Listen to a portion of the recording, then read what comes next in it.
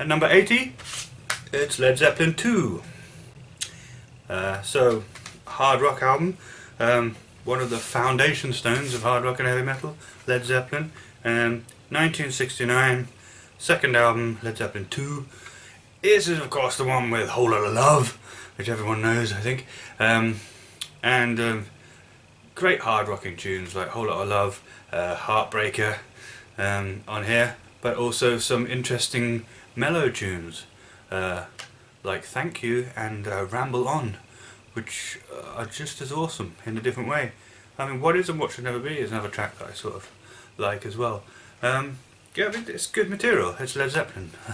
What more is there to say? But it somehow is not quite as good as some of the other early work. Which is why it's the lowest one on this list by Led Zeppelin. There are albums by Led Zeppelin that are not even on this list, of course, like Presence and then Through the Outdoor. But Led Zeppelin 2, yeah, I mean, it's a basic, raunchy, hard rock album for the most part. It does have a bit of experimental weirdness, like the middle section of Whole Lotta Love, Ramble On and Thank You, as I mentioned. There is some of that experimental weirdness, which tends to be the times on the album which I like it more, just because it's interesting. Ramble On is probably my favourite track on the album. It's just awesome. But I love hard rocking numbers like Whole Lotta Love and Heartbreaker as well, and it's a good solid Led Zeppelin album. I recommend it. Number 79 is Yob, Clearing the Path to Ascend. Wow, this is quite a recent album. This was 2014, I think, was when it came out. Yob, they're kind of doom metal, a very recent doom metal band, relatively speaking. I mean, I don't know the exact type of doom that they would count as. I mean, they have a sort of psychedelic thing. Are they stoner? They're not really stoner, are they? But I don't know how exactly you class their brand of doom. But this is an interesting album. I mean, long tracks. It's an album of 4 tracks. They're long. They're slow and long. And yeah, I mean, it can be a bit of an endurance test sometimes to listen to this album, to be honest. I actually like the first 2 tracks more than the second 2 tracks. They just reach me more. I love that whole bit. The first track, In Our Blood, it's called. I love that whole middle section of some philosopher talking about, you know, what is reality. Obviously, it's not words. Obviously, you cannot say because it's not words. It's not physical, that's just an idea. It's not spiritual, that's also an idea. Time to wake up. I love that whole bit. My favourite track on the album is Nothing to Win, which actually, I was first checking out this album before I actually bought it. I checked it out on Spotify and I was listening to it. This was around the time when I was arguing a lot with TERFs, with trans exclusionary radical feminists online. So I having a lot of feelings about that, a lot of angry feelings, a lot of complicated feelings about that, their arguments and stuff, and something about the song just resonated with that rage and that extreme confusion and anger and pain that I was feeling at the time about that specific issue. And so the lyrics also have ended up becoming to do with that, that whole thing where they, like, you know, where they actually say sometimes that femininity is inferior to masculinity, you know, because they're always saying it's like it's a power thing, you know, gender exists, gender roles exist, you know, to like oppress women basically, and that femininity is a tool of patriarchy's oppression of women, and when they're attacking you for being trans with regards to this, saying that, you know, you've got male privilege because you were raised male and you're fetishizing things that were actually have been used to oppress women anyway, and they say all this sort of stuff. And with regards to my experience of being a male who is a trans woman, and just the suffering that I've experienced as a result of that. With them saying these things, it just nothing to win. So many of the lyrics in that song seem to resonate with that, as well as of course the wonderful breakdown towards the end of the song, the bit where it like cuts out and it's like just like the riffs stop and it's just like drums, I think, and squealing kind of feedbacky guitar kind of, and it just repeats that thing. It isn't what I've seen, it isn't what I've known, it isn't what it seems.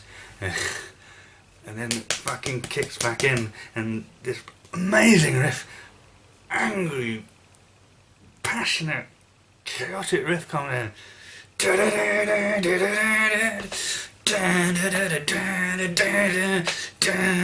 like nothing to win, and it's like it expressed so much of how I was feeling about that. Privilege, what privilege? Not from where I'm standing.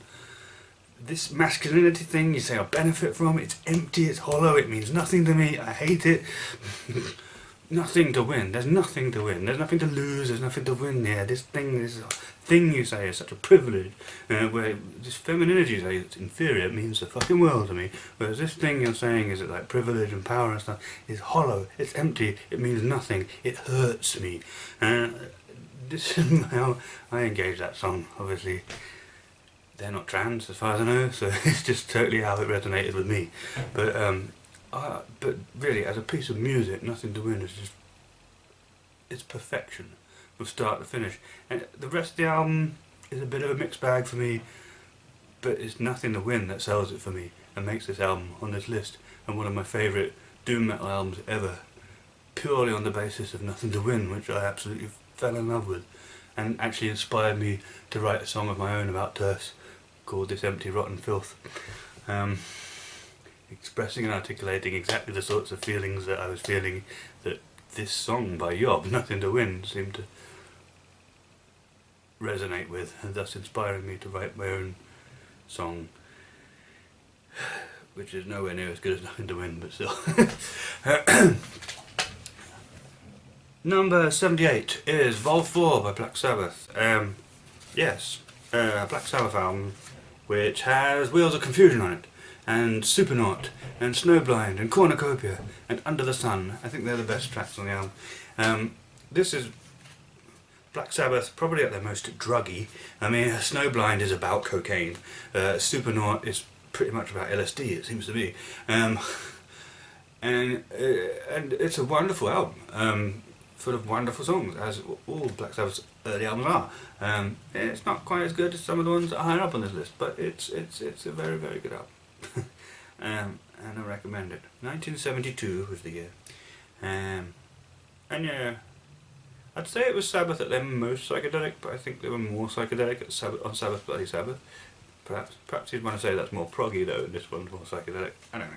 This is certainly a very drug influenced album, I would say. But it's awesome.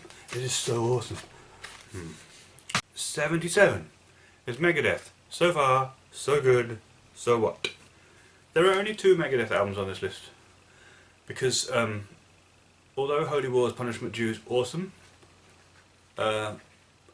Rust in Peace as a whole never really reached me as a whole album.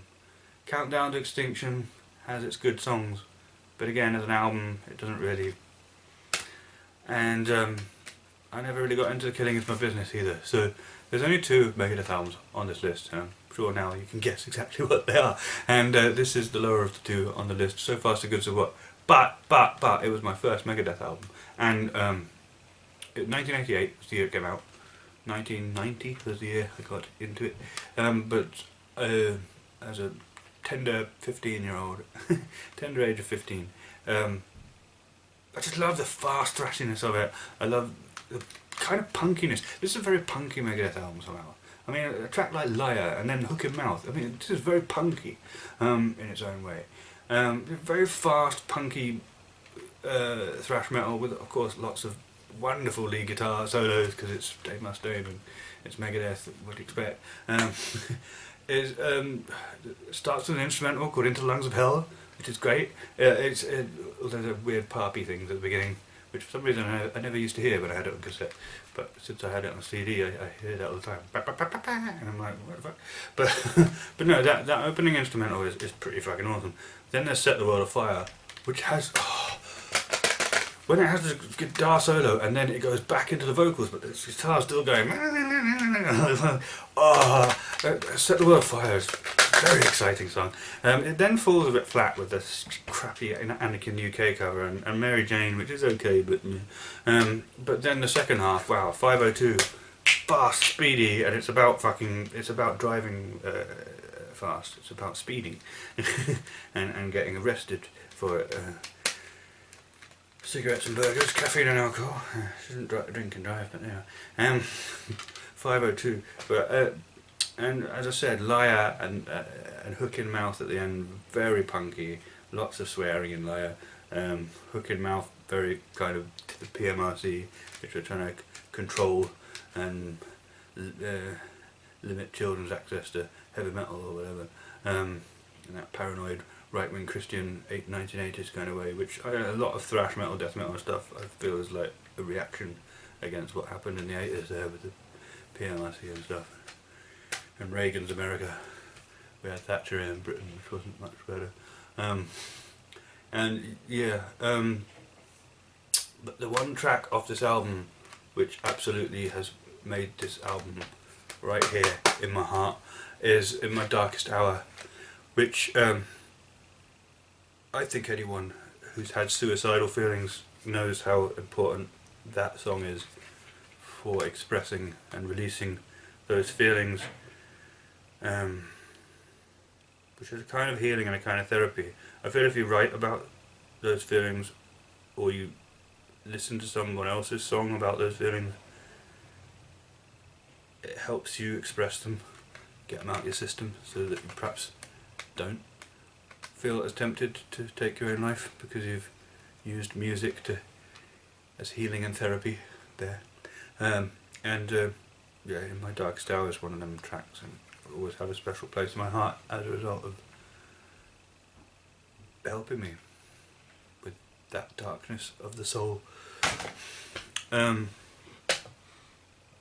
Number 76 is Led Zeppelin's debut album, which is a great slice of blues rock / hard rock. 1969, first Led Zeppelin album. Yeah, I mean, you know, obviously being their first album, it's a bit something, but I mean the moments that shine very brightly. Dazed and Confused with its lovely descending bass line thing, very bluesy, breaks into the most frenetic, awesome instrumental break in the middle. There's that bit where it just goes bam, bam, bam, which just feels like the beginning of heavy metal. It really does, and so that's great. I love the organy kind of intro to Your Time Is Gonna Come, always related to the heartbreak lyrics. You know, I got into Zeppelin when I was about 14. I was having my first like infatuated crushes over girls who didn't even know I existed. So, you know, always related to the heartbreak of the lyrics in Your Time Is Gonna Come.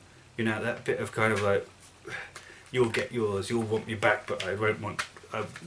I'll be gone, so yeah, you'll be the one hurting eventually, sort of thing. But yeah, I always appreciate the lyrics, especially when I was young, but I love the organ solo thing at the beginning. It's just lush and beautiful. Then we go into that acoustic Black Mountain Side, which I've always really liked, and ever since I saw the Arena Heavy Metal Special thing where they were showing clips from Donington Monsters of Rock Festival with that Black Mountain Side as the soundtrack to that, I'm showing that. I've always felt that little acoustic song, Black Mountain Side, is like festival music. That association has been in my mind ever since.